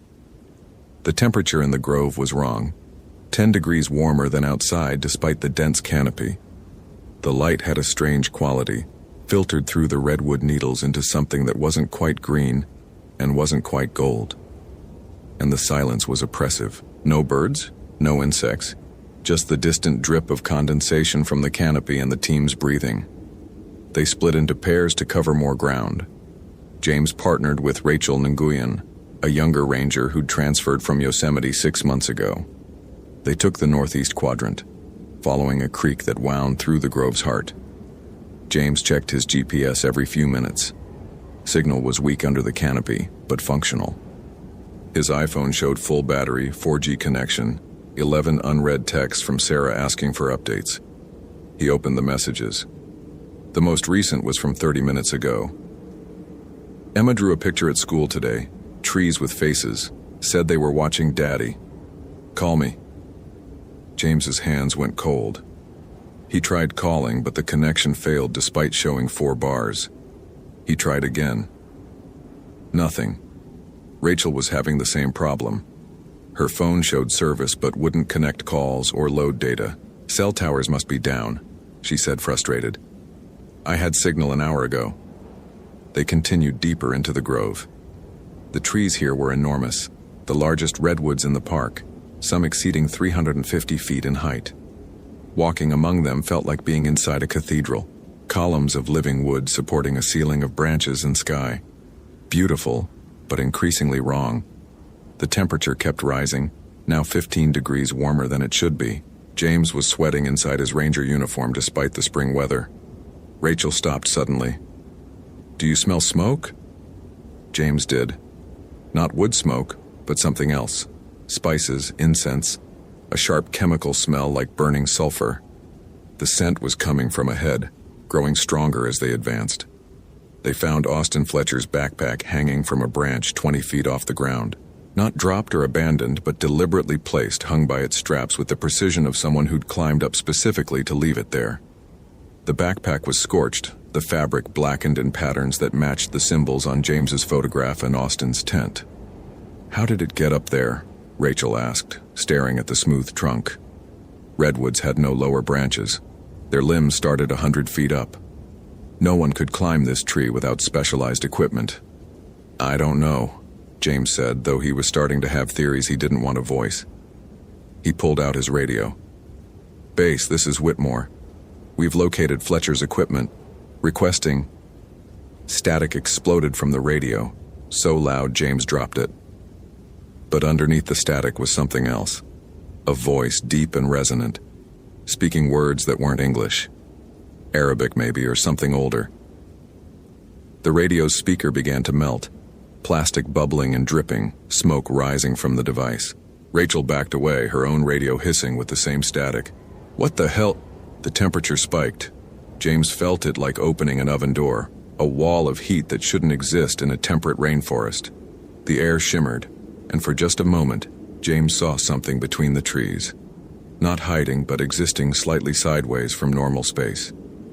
A figure, tall and impossibly thin, made of heat distortion and smoke, with eyes like burning coals. Then it was gone and the grove returned to its oppressive normality.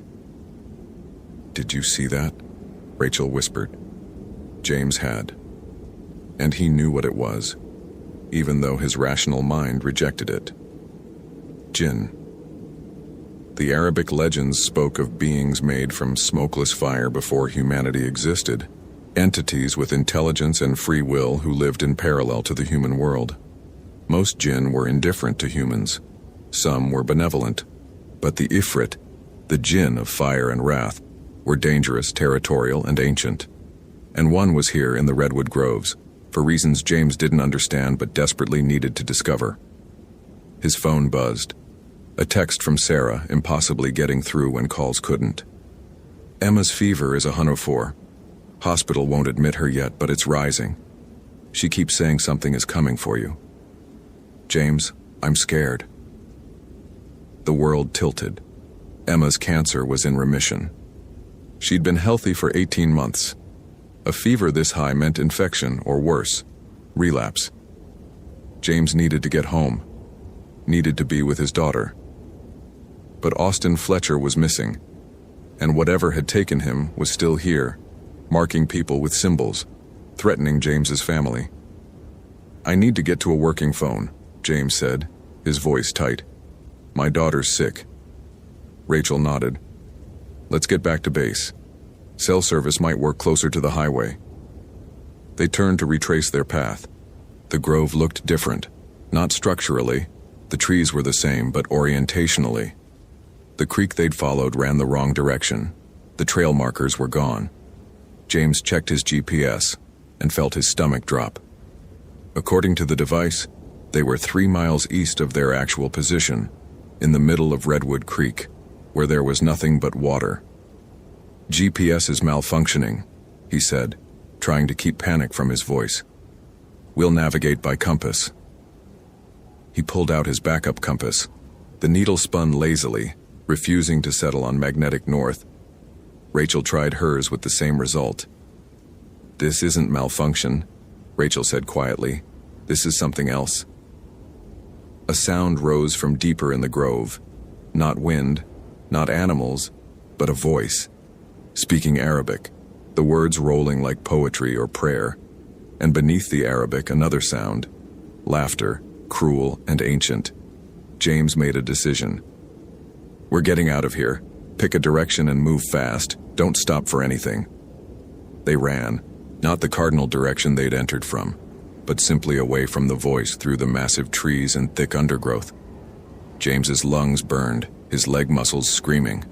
Behind them, the voice followed, sometimes distant, sometimes close enough that James could feel breath on his neck, breath that smelled of cinnamon and burning cedar.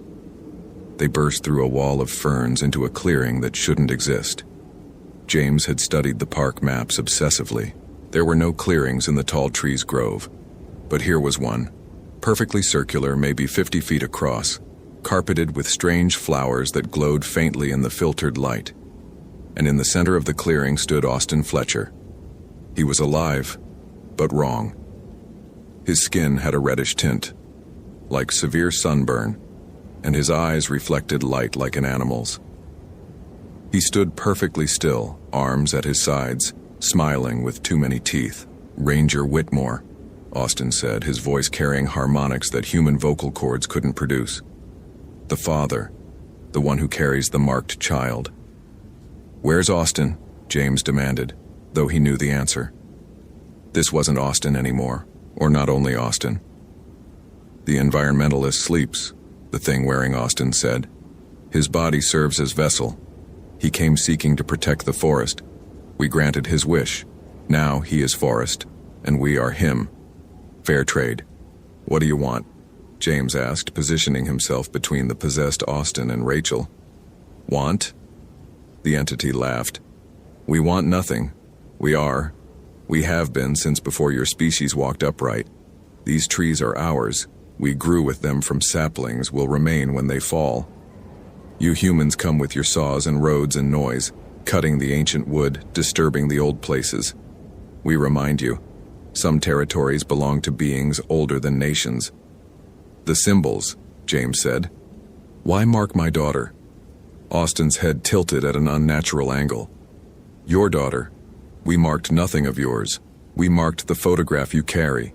Paper, ink, human sentiment made physical. Easy to touch across the veil. But the child herself? The entity's smile widened. The child is marked by something else. Something that called to us, drew us to your bloodline. Sickness that burned through her once. It left traces.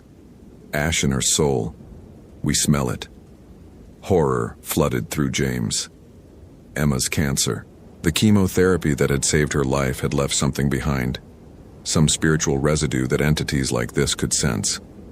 She wasn't sick again. She was being targeted because she'd been sick before. Leave her alone, James said, his voice shaking with rage. She's 8 years old. She's innocent. Innocence is a human concept, the entity said. We are neither good nor evil.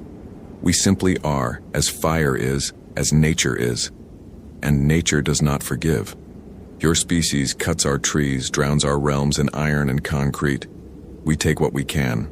Bodies to wear, lives to extinguish, terror to spread. The child is leverage. Return tomorrow at sunset. Come alone. Bring the photograph.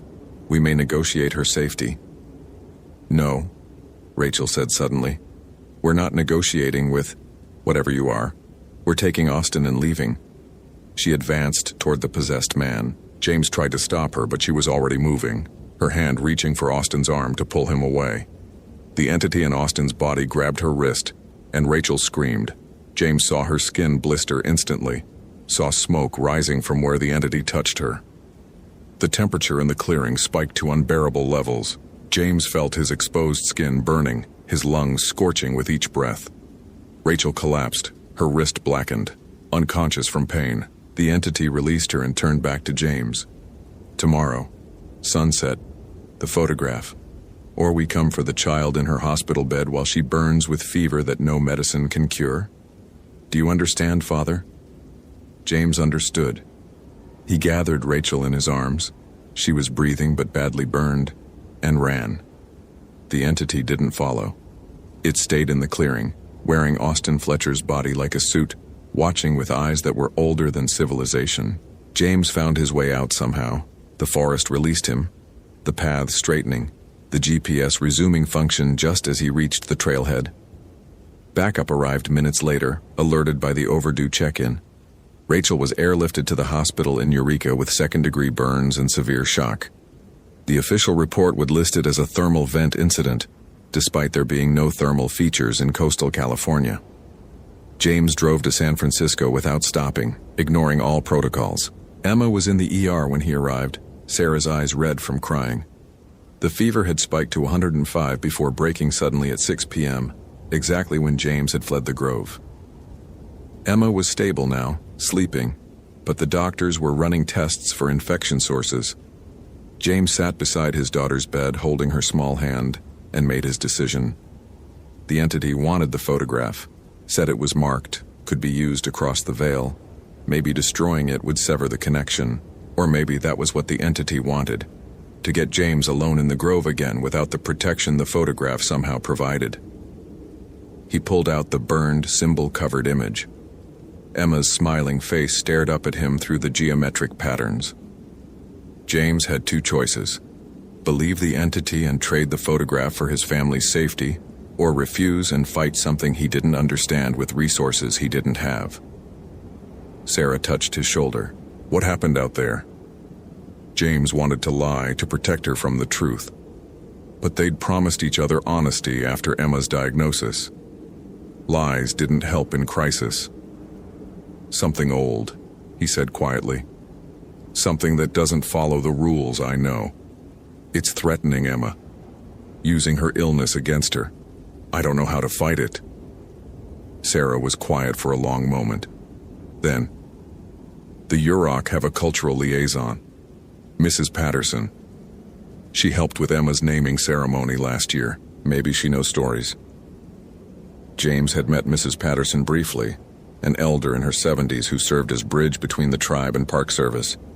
He'd respected her, but never taken the spiritual aspects seriously.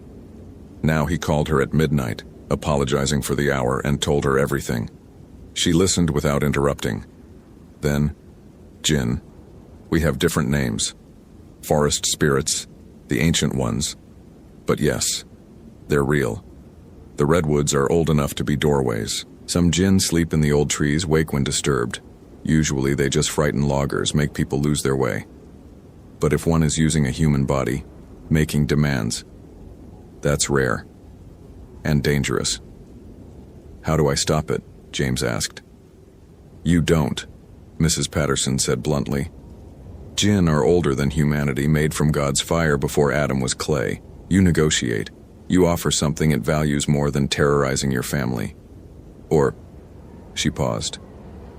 You find its name. True names have power over jinn. Solomon bound them using their names. But learning a jinn's true name requires access to knowledge most humans don't possess. Where would I find that knowledge? Here. Our people have stories, names passed down. If this jinn has been in the redwoods long enough, we might know it. Bring the photograph. I'll call the elders. We meet tomorrow, noon, before you have to return at sunset.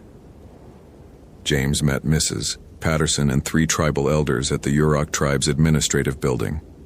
He brought the photograph, watched as they examined the symbols with expressions that mixed recognition and fear. These are binding marks, one elder said, not human-made. The jinn marked this itself, creating a sympathetic link. It can see through this photograph, can touch whatever is in the image. Your daughter's face. It's a window. Can we close it? James asked desperately. Yes, Mrs. Patterson said. But not by destroying the photo. That would release the binding entirely, give the jinn free access. Instead, we add symbols, counterbindings, names of power that limit what the jinn can do through this link. They worked for 2 hours, using ink made from sacred plants and ash from ceremonial fires, drawing symbols around the burns the jinn had made. Each elder spoke prayers in Yurok and other languages James didn't recognize, layering protection over the photograph until Emma's face was barely visible through the geometric patterns. This will hold, Mrs. Patterson said finally. But the jinn won't be pleased. It will want vengeance for the binding. You need to give it something else to focus on. Like what? The body it's wearing. Austin Fletcher. The man isn't dead. The jinn said he sleeps. If you can break the possession, free him. The jinn loses its anchor in the physical world. It returns to the trees, to sleep. How do I break possession? Mrs. Patterson pulled out a small leather pouch. Iron filings mixed with salt. Jinn can't touch iron. It grounds them, forces them back into fire form. Throw this at the possessed man, speak the jinn's true name 3 times, and it must release him. You know its true name. We know a name, one of the elders said grimly. Our ancestors recorded it 200 years ago. A jinn that lived in the grandfather trees that tested those who entered the groves. They called it Kararib, the binder. It marks what it claims, creates links to possess and control. Your photograph, Fletcher's tent, the pattern fits. James took the leather pouch and the photograph, now covered in protective symbols. He drove back to Redwood, arriving at the tall trees grove an hour before sunset. The forest was quiet. Too quiet. No birds, no wind, just expectant silence. He found the clearing easily this time. The paths led him directly there, as if the forest wanted him to arrive. Austin Fletcher's body stood in the center, exactly where James had left it yesterday. The entity wearing Austin smiled as James approached. The father returns. Do you have the photograph? I have it, James said, holding it up, but modified. Your marks are bound now. You can't touch my daughter through this anymore. The entity's smile faded. Austin's eyes flared with inner fire. You brought tribal magic against us? Foolish. We are older than their prayers. Their symbols are crude chains we can break. Maybe, James said, but they'll hold long enough. And I know your name. Kararib, the binder. You've been here 200 years, marking and claiming and possessing, but Solomon's wisdom still holds power. I speak your true name 3 times, and you must release this man. The entity hissed, smoke rising from Austin's mouth. You dare? James threw the iron and salt mixture directly at Austin's chest and shouted, Kara rib, Kara rib, Kara rib. The effect was immediate. Austin's body convulsed, smoke pouring from his mouth, nose, eyes, and ears. The temperature in the clearing dropped 30 degrees in seconds. The entity separated from Austin's flesh, becoming visible as it had been before. Tall, made of heat distortion and fire, eyes burning with ancient rage. You banish us? The jinn roared, its voice shaking leaves from trees. We are Kararib. We have claimed these groves for centuries. We will not. You will, James said, voice breaking with emotion and terror and desperation. You will release him. You will leave my family alone. You will return to the trees and sleep. By the names written on my daughter's photograph. By the power of those who lived here before either of us. By your own true name spoken thrice. I bind you, Kararib. The jinn screamed, a sound like forest fires and breaking wood. Its form flickered, becoming less solid, more smoke than substance. It lunged toward James but stopped short, as if hitting an invisible barrier. The symbols on the photograph were glowing, burning with cold white light that the jinn couldn't cross. This is not ending, Kararib hissed. This is delay. We sleep now, but we wake.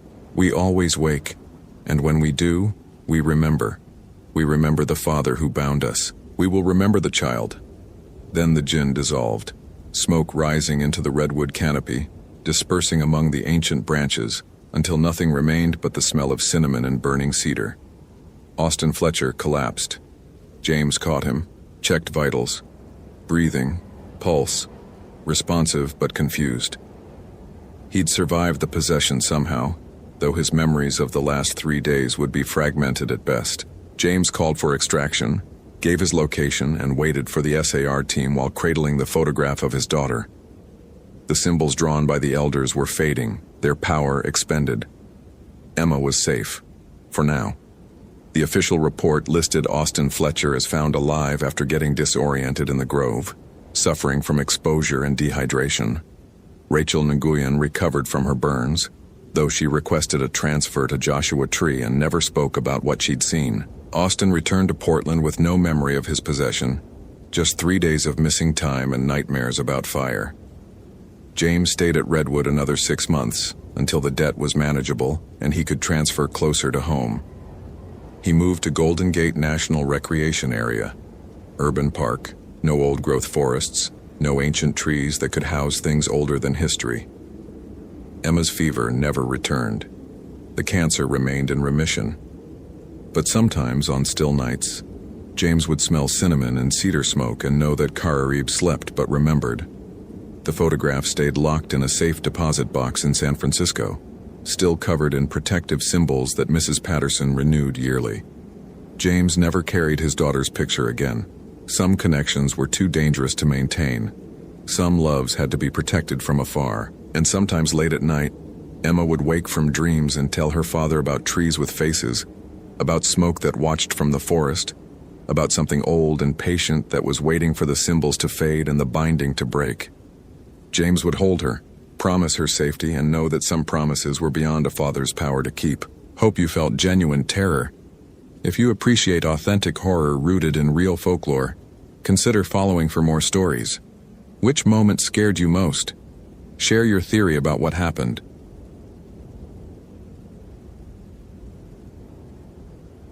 The trees were growing closer together. David Ramirez measured the distance between 2 coast redwoods with his rangefinder, a Nikon Forestry Pro that he'd used for 6 years without question. 43 feet separated the massive trunks. He checked his field notes from yesterday's patrol. Same trees, same measurement point, 61 feet. 18 feet of forest had simply disappeared overnight. David looked up at the towering sequoias, their crowns vanishing into the perpetual fog that gave this section of Redwood National Park its reputation. 300 feet tall, some of them. Older than nations.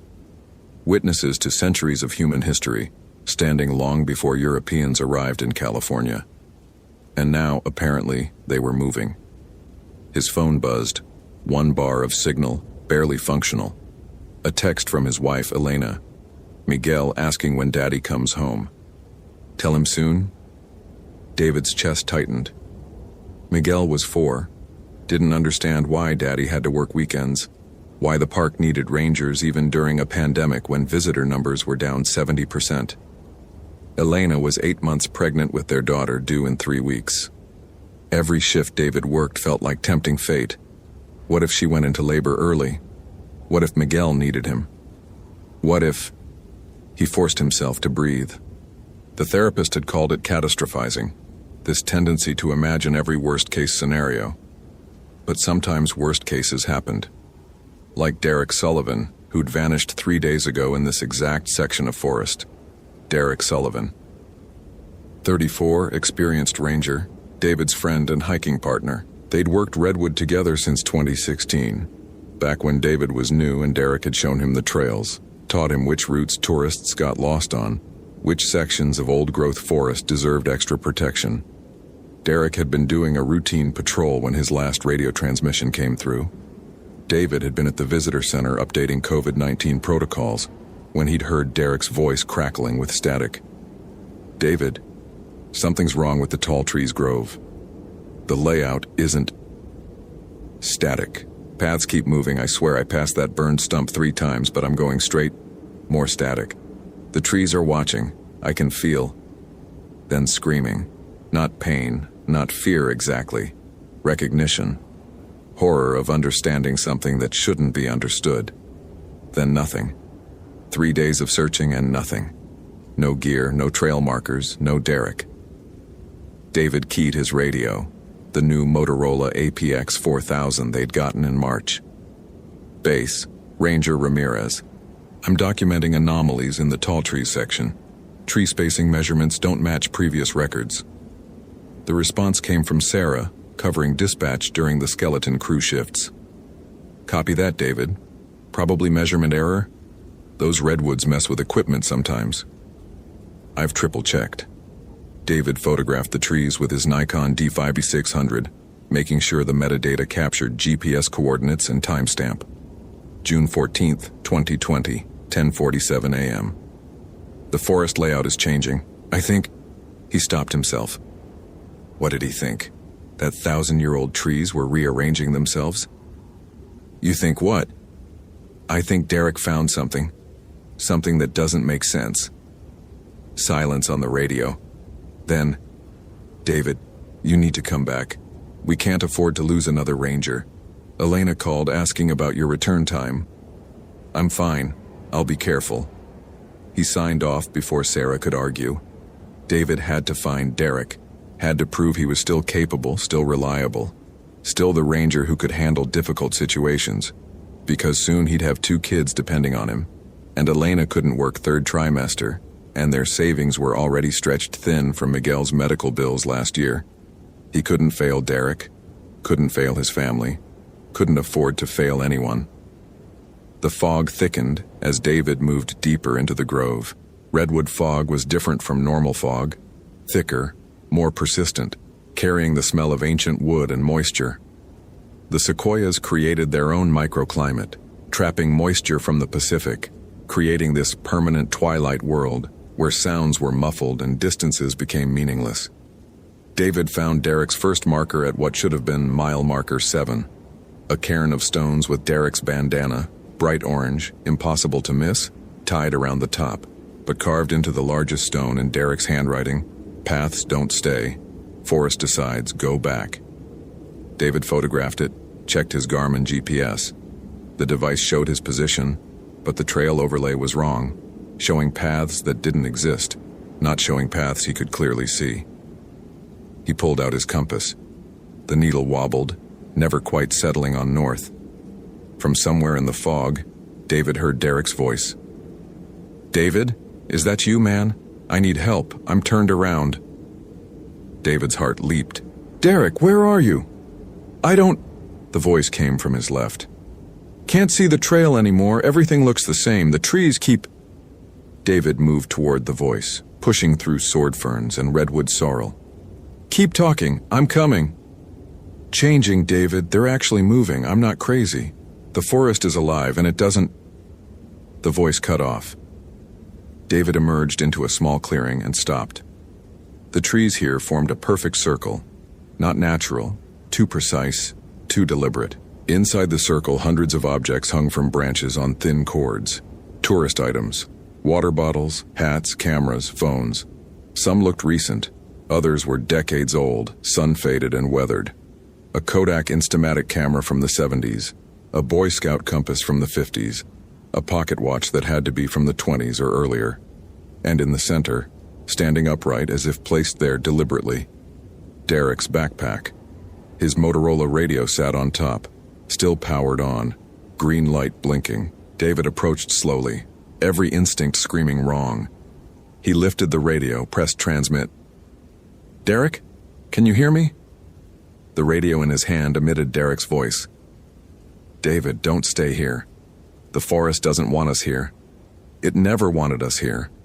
We built trails through its body, cut down its children, brought thousands of people trampling through sacred ground. Where are you?" David's voice cracked. "I don't know anymore. Everywhere, nowhere. The trees." Derek's voice broke. "They showed me things, David. What this place was before we came. What it remembers. The Yurok people, they had names for the spirits here. Guardians. The Russians who came in the 1800s, they had names too. Leshy, they called them. Forest lords. But we forgot. We stopped believing. Started treating the forest like scenery, like resources, like—" Static swallowed the transmission. David tried again, but the radio was dead now, batteries drained despite being fully charged. His own radio crackled. "David, this is base. We're showing electrical interference at your location. Return to visitor center immediately." "I found Derek's gear. I think he's still alive. I heard—" "You heard echoes. Acoustic anomalies. This forest plays tricks." Sarah's voice was firm. "Come back now. That's an order." David looked at the circle of trees, at the offerings hanging like warnings. His phone buzzed. Elena again. "Miguel had nightmare about you not coming home. Please check in." David's throat tightened. Miguel's nightmares had gotten worse during quarantine, during the months of isolation and fear. The kid didn't understand pandemics, didn't understand why the world had stopped. He just knew Daddy kept leaving for the scary forest. "I'm coming back," David said into the radio. 30 minutes. He turned to retrace his path and stopped. The trail was gone. Not hidden, not obscured, gone. Where there had been a clear path through the undergrowth, now there was only dense vegetation. Redwood sorrel, ferns, fallen logs, all grown so thick it looked like no human had passed through in years. David checked his GPS. The device showed him standing on the marked trail, but his eyes showed wilderness. He tried another direction. Same result. Trails visible on the GPS, invisible in reality. The forest had closed around him, paths erasing themselves, the redwoods standing like sentient walls. "Base, I have a problem." David kept his voice steady through training and willpower. "The trail out is blocked. I'm going to need to bushwhack. Might take longer than 30 minutes. "David, your GPS is working. Just follow the marked route." "The marked route doesn't exist anymore." Silence. Then Sarah's voice quieter. "What do you mean it doesn't exist?" "I mean the forest has changed. The paths are gone. The trees—" He stopped. How could he explain without sounding insane? "I need you to send coordinates for the clearest route out." "Stand by." David waited, scanning the circle of redwoods. In the fog, they looked less like trees and more like pillars. Ancient, deliberate, placed by something with purpose. The bark patterns looked almost like faces in his peripheral vision. When he looked directly, they were just bark. But in the corner of his eye, movement, something tall, covered in moss and lichen, moving between the trees with a fluidity that suggested neither human nor animal. It wore the forest like clothing, antlers or branches growing from its head, eyes that glowed amber like an owl's in darkness. David blinked, and it was gone. Just trees and fog and his imagination running wild. The radio crackled. "David, I'm showing multiple route options, but they all pass through dense growth. Can you see any clearings?" "Negative. It's all undergrowth and deadfall." "Then start marking your path with flagging tape. Blaze a new trail if you have to. Just get out of there." David pulled the bright orange flagging tape from his pack and tied a strip to a low branch. Then he started walking, choosing what looked like the least dense direction. 20 feet in, he found his flagging tape already tied to a tree ahead of him. The same knot, the same branch, but in front of where he was walking. Impossible. He'd just tied that tape behind him. He looked back. The tape was gone from where he'd placed it. Looked forward. There it was, ahead of him, as if warning him not to proceed. David tried a different direction. Tied another tape marker, walked 50 feet perpendicular. Found the first tape marker again blocking his path. The forest was looping, folding space, rearranging itself, keeping him contained. "Base, I need immediate SAR." David's calm was cracking. "I'm experiencing severe disorientation. Possible environmental factors affecting cognition. Negative on SAR until we assess the situation." "David, you're a rational person. What's the most likely explanation?" "Carbon monoxide, natural gas vents, toxic fungi spores." David's analytical mind grasped for reasonable explanations even as his hindbrain screamed that something older than reason was at work. "I'm implementing emergency protocols," David said, activating personal locator beacon, staying put until extraction team arrives. He pressed the SOS button on his ACR rescue link. The device lit up, transmitted for 5 seconds, then died. Battery fully drained. His phone, dead. His GPS, dead.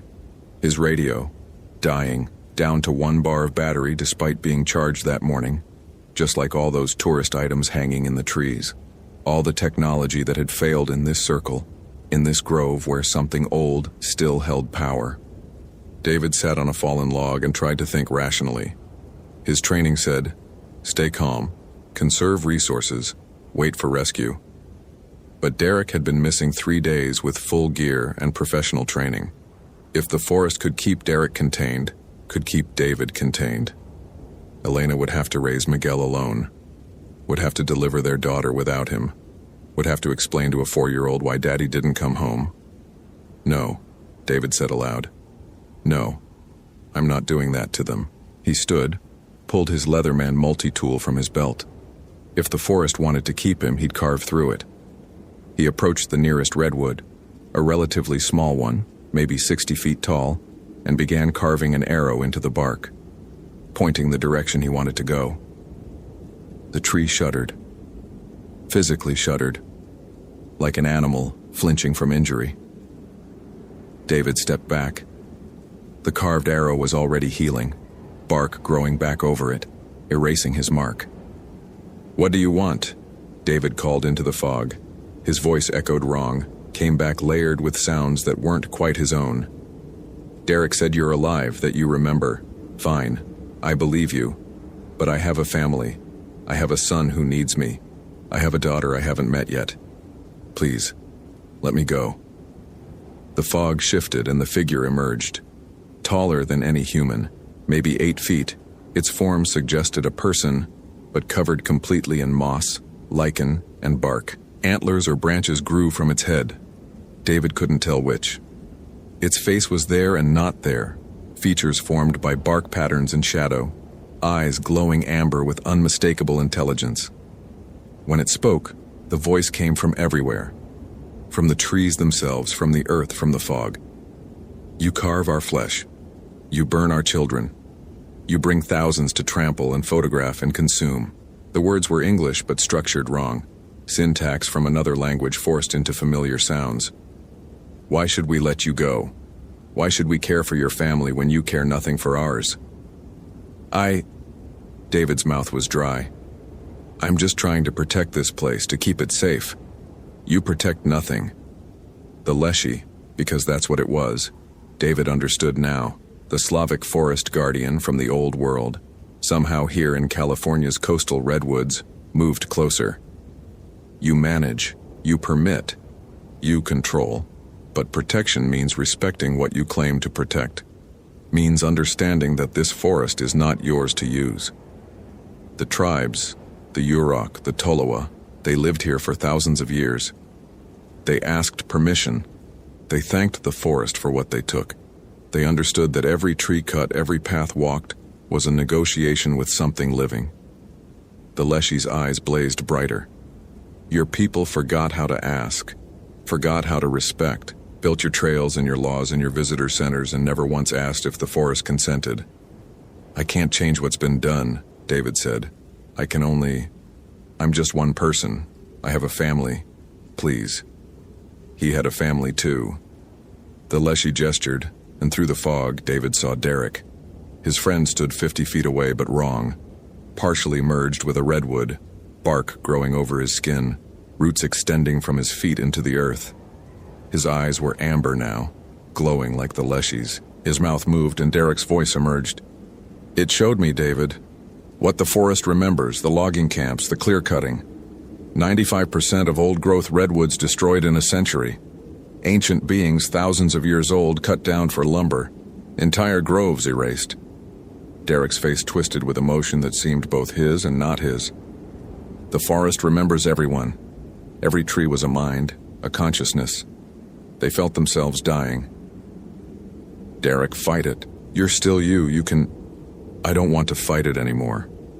Derek's voice was calm, accepting. I'm tired, David. Tired of failing to protect what matters. Tired of being powerless while the world burns. Here, I can finally help. Become part of something that actually makes a difference. The Leshy spoke again. He chose to stay, to become guardian, to help us keep the forest safe from those who would harm it. By trapping people, by making them disappear, by making them understand. The Leshy moved around David in a slow circle. We do not kill, we teach. Show what the forest is, what it remembers, what it requires. Most flee, frightened by truth. Some stay, like him, become part of the protection. David's mind raced. His training, his rationality, everything was screaming that this wasn't real, wasn't possible. But he'd measured the trees moving. He'd heard Derek's voice. He'd seen technology fail for no reason. And now he was talking to something from Slavic mythology in a California forest, watching his friend partially transformed into a tree. I can't stay, David said, voice breaking. My son Miguel, he's 4 years old. My wife Elena is due in 3 weeks. If I don't come home, if I disappear like Derek, they can't survive without me.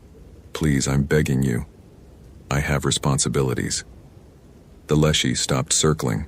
Its amber eyes studied David with intelligence that felt ancient, patient, and utterly alien to human concerns. Responsibilities to what you created. But what of responsibilities to what we created? To these forests? These beings that existed long before your kind arrived?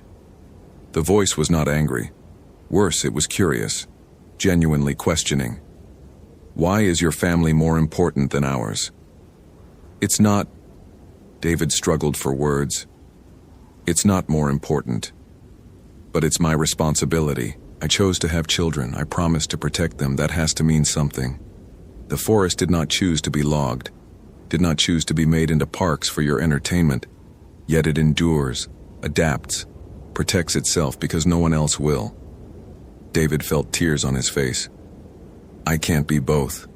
I can't protect the forest and protect my family. I'm just one person. I'm not enough for any of it. The Leshy tilted its head, branches creaking. Then choose. What? Choose which you value more. Your comfort and your family, in which case we release you and you forget this place existed. You never return, never work these groves, never bring others here. The Leshy's eyes intensified. Or choose the forest. Stay, like him, become guardian. Truly protect rather than manage. That's not... There has to be another option. There is no third choice. There is only what you value most. David looked at Derek, at his friend who'd chosen the forest. Derek smiled, and it looked peaceful, content in a way Derek never had in life. No more anxiety about funding cuts, no more arguments with the superintendent, no more feeling powerless against climate change and habitat destruction. But Miguel's face flashed in David's mind. Elena's laugh, the way his son said, "I love you, Daddy," before bed. The daughter he hadn't met yet, who'd be born soon, who deserved a father. "My family," David whispered. "I choose my family." The Leshy nodded slowly. "Then go. But remember this day. Remember what you saw. Remember that protection without respect is just control. And control is violence by another name." The fog lifted. Just like that, as if curtains had been drawn back. David stood at the edge of the tall trees grove, the marked trail visible and clear, his truck visible a quarter-mile away in the parking area. His equipment powered on simultaneously, phone, GPS, radio, all showing full batteries as if they'd never died. David's phone showed 47 missed calls from Elena, 12 voicemails. His radio exploded with traffic, search teams, helicopters, the superintendent's panicked voice calling his name. He checked his watch, 4:47 p.m. He'd entered the grove at 10:47 a.m., 6 hours. 6 hours of his life lost to something that rational explanation couldn't touch. David keyed his radio. "This is Ranger Ramirez. I'm safe. I'm at the tall trees parking area. I'm coming in." The relief in Sarah's voice was palpable. "Thank God." "David, we've had teams searching for 3 hours. We thought..." She stopped. "Did you find Derek?" "No," David lied.